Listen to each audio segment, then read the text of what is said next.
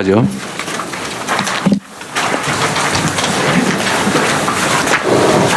네, 중기부. 네, 중기부 말씀드리겠습니다. 올해는 예산 받아서 제일 먼저 좀 항목들 조정하고 지출 구조 조정을 했습니다. 그래서 예산은 전체적으로 1.6조 원이 늘어난 16.8조 원으로 집행이 됐지만 항목들을 조정을 해서 좀 더 크게 쓰이고 성장에 쓰이는 부분들 그리고 소상공인의 회복에 쓰이는 예산들로 키워드를 잡고 집중하고 있습니다. 우선 창업 벤처 분야 먼저 말씀드리겠습니다.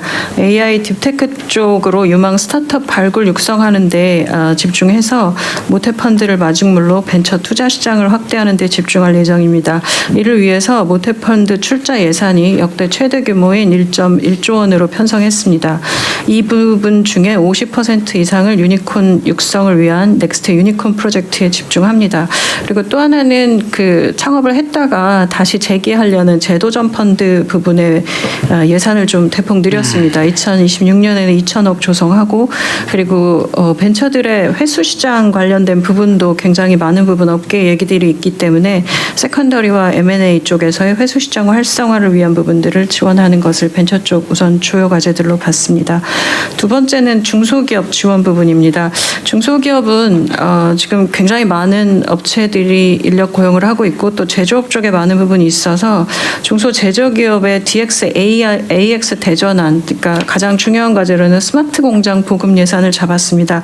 스마트 공장 관련해서 변화된 데이터, 그러니까 스마트 공장으로 변화된 업체들을 보면 중소기업인데 생산성이 35% 늘어나고 산재율도 20% 정도 감소합니다. 그래서 이런 부분들을 좀 집중적으로 육성을 하면 중소기업들에 가서 일하기 힘들다. 공장에 대한 그런 인식을 바꿀 수 있는 분위기들이 있습니다. 그래서 스마트 공장 관련된 부분은 산업부랑 협업을 해서 좀 집중적으로 고도화시킬 수 있는 부분에 예산도 많이 투입하고 집중해야 한다고 생각합니다. 그리고 중소기업 R&D 부분도 역대 최대 규모로 2.2조 원 투입했고요. 이 부분은 시장에 바로 나갈 수 있는 상품을 개발하는 쪽에 집중해서 중소기업 경쟁력 높이려고 합니다. 아까 말씀 주셨던 수출 부분이 중소기업 부분에서는 굉장히 중요하다고 보고 있습니다.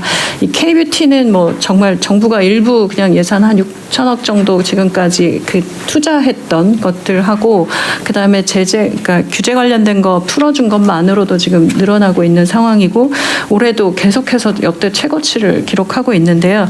이 중에 지금 아까 오전 이제 부총리 주재하셨던 경제장관 회의에서도 잠깐 수출 국 다변화 이야기들이 나왔는데 화장품은 미국보다 EU가 지금 빠르게 늘고 있는 중입니다. 그래서 이 EU 쪽의 각 나라별로 규제 상황들과 업체들이 가장 원하는 건 나라별 규제 상황 그리고 물류 관련된 지원들 관련된 부분들 이런 몇 가지들이 있어서 그리고 소비재 상품들도 좋아지고 있고요.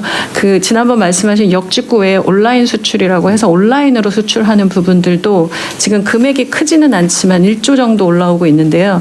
이 부분의 품목들이 화장품, 의류, 그다음에 완구 이런 가벼운 물건들 그리고 작년 같은 경우는 서적도 있습니다. 그래서 이게 항목이 어떤 항목인지를 좀 봐서 관세청하고 좀 세부적인 데이터를 보고 이 중에 상위 기업 중에 일본, 중국, 미국은 저희가 예상할 수 있는 나라들이지만 영국과 네덜란드도 있습니다. 그래서 이런 부분들이 지금 이제 중소기업 부분에서는 집중적으로 EUR 부분에서 봐야 할 거라고 보이고요. 제가 유럽에 3년 동안 있으면서 공관들이 많이 하시는 문화원과의 협력, 문화원에서 영화 상영제 했을 때 외국 분들 오시는 거, 그리고 대사관에서 관련된 K푸드나 K뷰티 관련된 페스티벌 좀 열어주시고, 그리고 막걸리 소개하는 행사 이런 거 크고 작게 많이 하실수록 외국인들이 직접 와서 많이 오시고 그걸 통해 또 국내 여행까지 오시는 이런 부분들도 봤습니다. 그래서 그런 부분들을 좀 같이 관련 부처들이랑 협업해서 중소기업 상품들이 소개되는 판촉 행사 같은 것들을 좀 해보려고 합니다.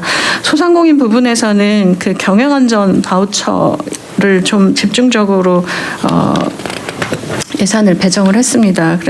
그리고 또 하나는 소상공인들은 폐업의 전후로 폐업을 결심하는 데까지 걸리는 기간이 1.4개월 정도 걸린다고 합니다. 너무 긴 시간 동안 금융의 이자 내고 하는 상황 속에 노출되어 있으셔서 폐업도 좀 빨리 하실 수 있도록 도와드리는 예산 좀 늘리고 그리고 재기도전 관련된 사업 예산으로 좀 집중할 예정입니다.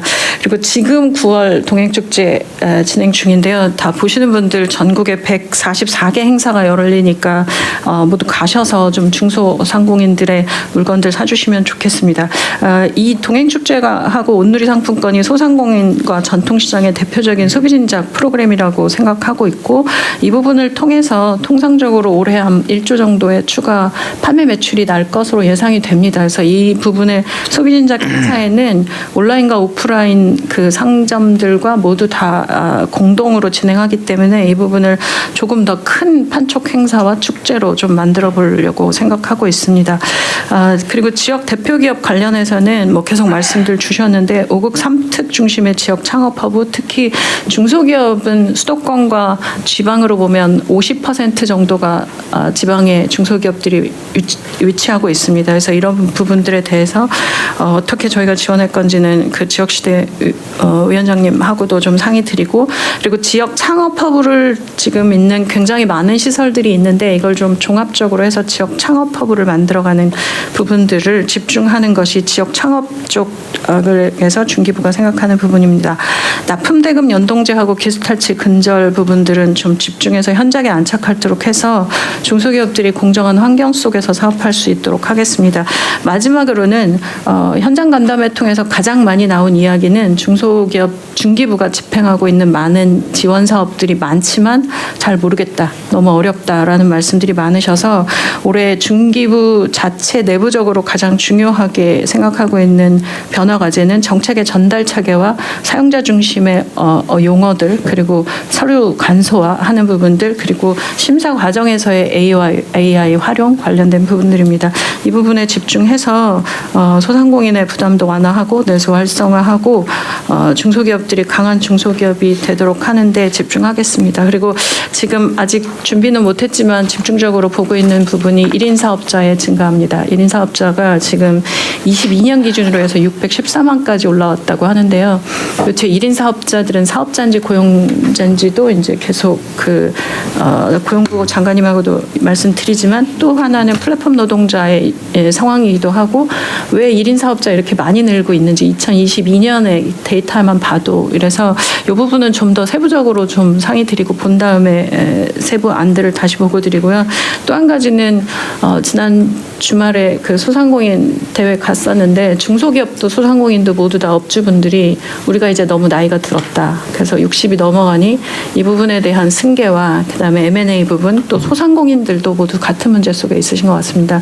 일본이 이 부분에 대해서 굉장히 좀 잘하고 있다는 부분이 있어서 일본 쪽의 관련 부처들과 좀 정책적인 협력 이런 부분들도 생각해보고 있습니다. 이상 보고 마치겠습니다. 네, 다른 부처 의견 있으면 말씀하십시오. 네, 식약처장 말씀하시죠. 제가 먼저 하세요. 예. 지금 그 장관님께서 K뷰티 관련해서 말씀을 하셨는데요. K뷰티가 지금 176개국으로 수출이 되고 있습니다. 그래서 저도 지난주에 이제 화장품 업계들을 만났는데 장관님 말씀하신 것처럼 업계에서 지금 큰 업체나 작은 업체나 다 규제 정보가 필요하다고 하고 또 하나는 176개국 들어갈 때 통관 정보가 다 서로 제각각이라서 관세청에서 좀 통관 정보 같은 걸 좀 알려줄 수 없느냐 그런 얘기를 하셔가지고 법령도 다르고 규제도 다르고 그래서 제 생각에는 이런 K뷰티는 한 부처만의 일은 아닐 거라고 생각하고 식약처, 중기부, 산업부, 법제처 또 관세청 이렇게 해서 좀 원팀으로 K뷰티 수출 지원 다부처 협의체 같은 걸 하나 만들어서 같이 각 그 사업체들이 어려운 것들을 도와주는 것들을 좀 구상을 해보려고 지금 생각을 하고 있습니다. 일단 요것만 제가 덧붙여 말씀을 좀 드리면은 하여튼 이게 원스톱 서비스를 최대로 좀 활용을 해야 되는데 이게 민간인 입장에서는 창구가 막 여러 개 있는데 다 일일이 쫓아다니면 이거 좀 짜증날 정도인데 지금 기술 탈취 때도 똑같은 이야기가 나와서 이제 중기부 차관 중심으로 해서 원스톱 지원센터 만드는 방안들을 만들고 있는데요. 그러니까 계속 보면 부처가 보이고 그 사업자들은 어디 가서 누구와 이야기해야 될지도 모르겠는데 이제 이런 부분들이 있습니다. 그리고 수출 정보도 지금까지 저희가 수출 정보를 중기중앙회 통해서 굉장히 많은 부분 전달해 드렸다고 생각하고 있었는데 스타트업들은 우리는 중기중앙회랑 연결이 좀 안 돼서 정보가 잘 안 왔다. 그래서 수출 정보도 저희가 중기부가 지금 관여되어 있는 여러 협회들의 동시에 다 같이 한꺼번에 드리는 방안. 그래서 이거 원래는 네. 예를 들면 중소기업부에 관할하는 어떤 기업의 수출 문제라고 하면 사실 그거를 중소기업을 관할하는 데는 주로는 중소기업부니까 중소기업의 누군가가 다른 부처의 것들 다 모아가지고 여기서 처리해 주면 되거든요. 이게 해당 공무원은 귀찮을 텐데 네. 정부 역량의 합리적 배분이라는 측면에서 보면 그게 총량으로 따지면 훨씬 더 편하거든요. 네. 정부 전체 입장에서 보면. 네. 그런데 이걸 따로 처리하면 다 처음 시작해야 되잖아요. 그러니까 정부의 행정 역량이 낭비된단 말이에요. 그래서 이거 행정개혁 이 부분은 우리 정부의 행정개혁은 어디가 담당해요? 행안부가 합니까? 행정개혁은 누가 담당하지? 어느 부처가 담당해요? 예를 들면 시스템을 고치거나 뭐 이런 거. 장관, 네, 행안부 장관 잠시 나갔는데 행안부가 담당하고 있습니다. 이거를 기본적으로 원스톱 서비스라고 하는 개념들을 우리가 말은 많이 하는데 실제로는 잘 안 되는 것 같거든요. 그런데 이 원스톱 서비스를 도입을 해야 돼. 그래서 다른 부처 갔다 오세요 할 게 아니고 자기가 해주면 되죠. 지금 중소기업 그 관련된 이제 진흥공단, 소상공인진흥공단과 중기진흥공단이 이제 저희 부처에 있으니까 한번 그 방안들 네, 이거는 모든 부처가 다 똑같은데 어쨌든 국민들이 그냥 한 군데 가서 얘기하면 거기서 다 알아서 다른 부처 얘기까지 다 끌어 모아서 처리해 주는 게 그게 요즘 같은 이 디지털 세상에서 그 네가 다 알아봐라. 그거 진짜 말이 안 되거든요. 요거를 정책 과제로 해가지고 원스톱 서비스를 기본적으로 모든 행정에 도입하는 걸로. 예를 들면 인허가도 나 한 군데 하면 나머지 뭐 협업할 부분은 다 거기서 모아서 되면 되고 안 되면 정리를 해줘야지. 이거 해와라 저거 해와라 이러다 막 1년씩 걸리고 그러잖아요. 예, 이거 AI 수석도 좀 신경 써서 시스템을 만드는 그리 어려운 건 아니니까요. 요거는 행안부에서 별도로 이거에 대한 기본적 기획을 좀 해봐 주세요. 예, 그 계획을 세우고 있습니다. 아, 그래요? 예. 네. 그러시고 또한 제가 하나 물어보고 싶은 거는 모태펀드 출자 예산이 1.1조 원이면은 이걸로 최종적으로 구성할 수 있는 펀드 최대 규모는 얼마예요? 지금 매번 다르긴 하겠지만 통상적으로 21년에 80% 그러니까 저희가 출자를 하고 나면 80% 정도가 5배 정도 승수가 있는 거예요? 네. 근데 이건 최대고 지금 현재 한 서너 배 정도까지는 그래도 갈 수 있지 않을까라고 생각합니다. 근데 그런 걸로 치면 너무 적지 않아요? 적다는 건 1.1조가 적다고 네. 말씀. 그래서 이제 올해가 1.1조고요. 지금 이제 연기금이나 뭐 퇴직 그 연금이나 관련된 부분들 계속 협조 요청 드리면서 그리고 저희 부처만 1.1조고 올해 타 부처가 출자하시는 것까지 다 합치면 2.0조. 저번에도 얘기했는데 이게